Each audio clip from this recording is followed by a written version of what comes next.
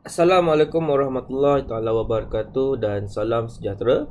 Jadi pada kali ini kita akan teruskan lagi perbincangan terhadap lokus dalam dua dimensi. Pada pembelajaran yang lalu kita telah melihat bahawa lokus dalam dua dimensi merupakan satu set titik yang kedudukannya memenuhi syarat tertentu, di mana terdapat 5 syarat yang diberi. Antaranya adalah lokus bagi titik yang berjarak tetap dari satu titik tetap, di mana lokusnya adalah sebuah bulatan.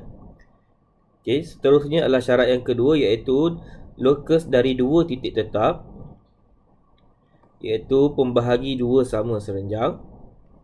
Yang ketiga adalah lokus dari satu garis lurus, di mana lokus tersebut adalah sepasang garis lurus selari. Syarat yang keempat adalah lokus dari dua garis lurus yang selari, di mana lokus tersebut merupakan satu garis lurus. Dan syarat yang kelima adalah lokus bagi dua garis lurus yang bersilang, di mana lokus tersebut adalah pembahagi dua sama sudut. Jadi ini adalah antara 5 syarat lokus yang diberikan. Selepas ini kita akan melihat gabungan soalan-soalan yang melibatkan dua syarat atau lebih bagi soalan-soalan yang melibatkan lokus. Kita mulakan dengan uji minda 8.2b. Soalan nombor 1. Dalam rajah di sebelah, segi 4 ABCD mewakili sebahagian daripada satu kawasan tasik. ABCD dilukis pada grid segi 4 sama bersisi 1 unit. Titik V dan titik W mewakili perjalanan bot V dan bot W. Pada rajah, lukiskan A. Lokus bagi bot V yang sentiasa bergerak 5 unit dari titik D. Lokus bagi bot W yang berjarak 3 unit dari garis BC. C. Seterusnya tandakan persilangan laluan bot V dan bot W dengan simbol yang diberikan. Untuk A, lokus V merupakan lokus dari satu titik tetap, iaitu titik D yang berjarak 5 unit. Jadi kita akan bina satu lengkuk yang berjarak 5 unit dari titik D.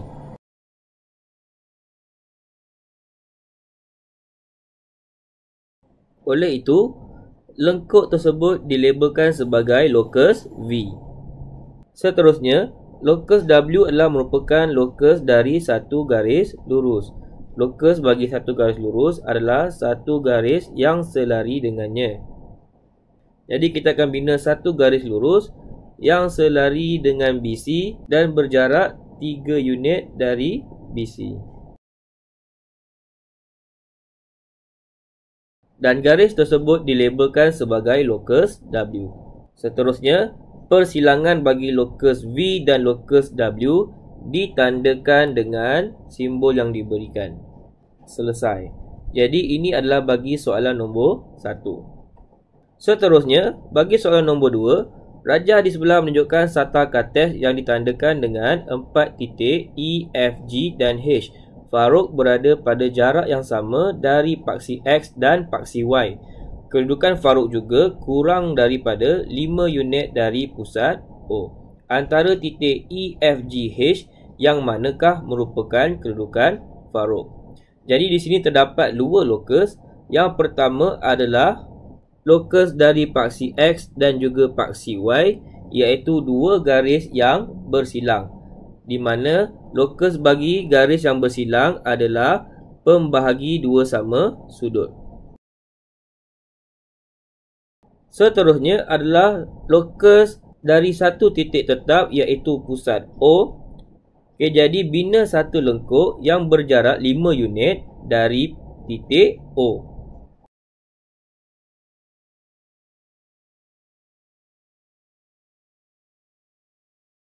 Dan untuk soalan yang terakhir, antara titik E, F, G dan H, Faruk akan berada pada titik G. Soalan 3. Rajah di sebelah menunjukkan sata kates. Titik F bergerak dengan keadaan jarak tegaknya sentiasa 3 unit dari paksi X, manakala titik G bergerak dengan keadaan jaraknya sentiasa 4 unit dari asalan. tandakan semua titik persilangan antara lokus F dan lokus G. Lokus F merupakan lokus dari satu garis lurus. Jadi lokus F adalah garis lurus yang selari dengannya. Jadi bina satu garis lurus yang berjarak 3 unit dari paksi X.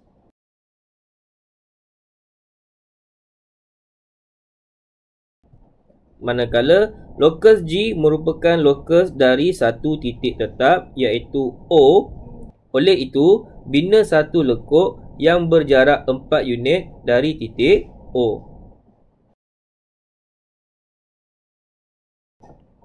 Dan seterusnya, tanda titik persilangan di antara lokus F dan lokus G dengan simbol. Seterusnya kita pergi kepada uji minda 8.2C. Nombor 1, rajah di sebelah menunjukkan segi empat sama PQRS dengan sisi 6 cm. Dua semi bulatan berpusat di M dan N dilukis di dalam segi empat sama PQRS. Diberi M dan N ialah titik tengah PS dan QR. Pada rajah, lorekkan rantau yang memenuhi pergerakan lokus-lokus berikut. A. Lokus bagi titik X yang sentiasa bergerak dengan keadaan XM kurang daripada 3 cm dan lebih daripada 3 cm dari garis SR. B.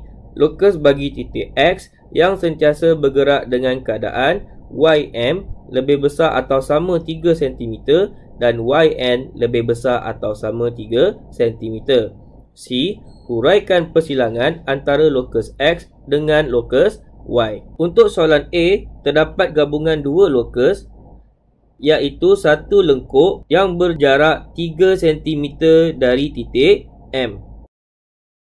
Dan yang seterusnya adalah 3 cm dari garis SR. Rantau yang mewakili bagi soalan A adalah kurang daripada 3 cm dari lengkuk dan lebih 3 cm dari lokus garis SR. Jadi, rantau tersebut adalah merupakan sektor POM. Bagi soalan B, lokus bagi titik Y adalah merupakan satu lengkuk dari titik M dan juga satu lengkuk dari titik N.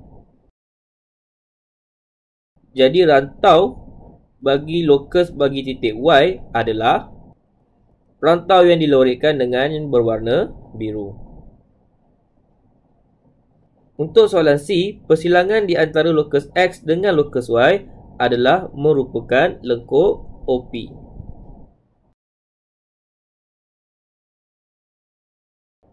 Bagi soalan 2, rajah di sebelah menunjukkan kawasan berpagar bagi suatu padang rumput berbentuk segi empat tepat PQRS dengan ukuran 6 meter kali 8 meter.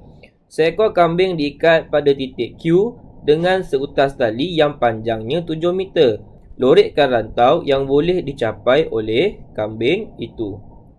Jadi saya bina satu segi empat tepat yang mewakili 8 meter dan juga 6 meter. Seterusnya, dengan menggunakan jangka lukis, ambil ukuran 7 meter dan bina satu lengkuk yang berjarak 7 meter dari titik Q.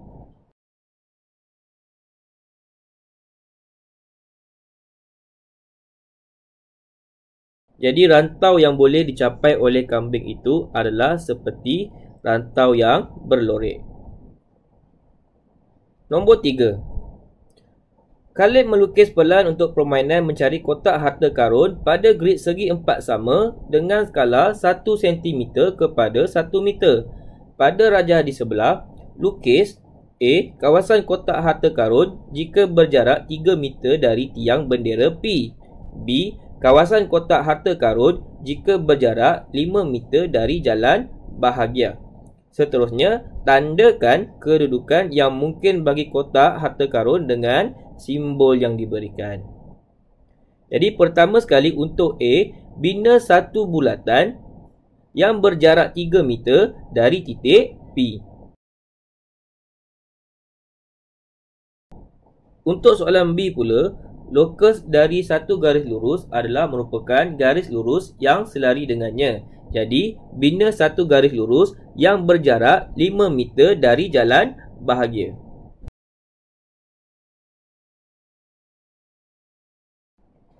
Titik persilangan di antara dua lokus itu ditandakan dengan simbol. Jadi begitulah cara menyelesaikan soalan-soalan yang melibatkan gabungan dua atau lebih syarat bagi soalan-soalan yang melibatkan lokus. Sekian, terima kasih. Assalamualaikum warahmatullahi taala wabarakatuh.